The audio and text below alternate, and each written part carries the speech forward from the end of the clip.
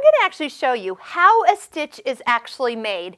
This is the Singer Simple Sewing Machine 3223, and it has a front load bobbin. So everything's threaded correctly, bobbin's in, and the top thread is brought up.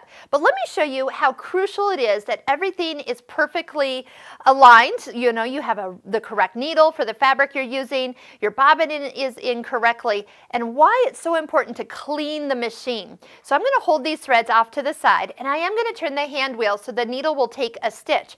Watch down in this area. There's going to be one of the threads, it's actually your needle thread, will come down and cross in front of, here it comes, in front of that bobbin case. Now as I bring the needle all the way back to the top, you'll notice that the threads I'm holding now have a twist in them. So that is a stitch. That's how the two link together. It's pretty amazing actually. This part doing its thing, and then this bobbin doing its thing, and they connect at just the right time. So as you see, the needle thread is passing in front of the bobbin case. Something drags it down so the two can play jump rope and the stitch is made. Now I have two stitches showing here. But of course, when you have your foot on the foot control and you're going full speed ahead, we don't think of those things. But do keep in mind, cleaning your machine will make all the difference.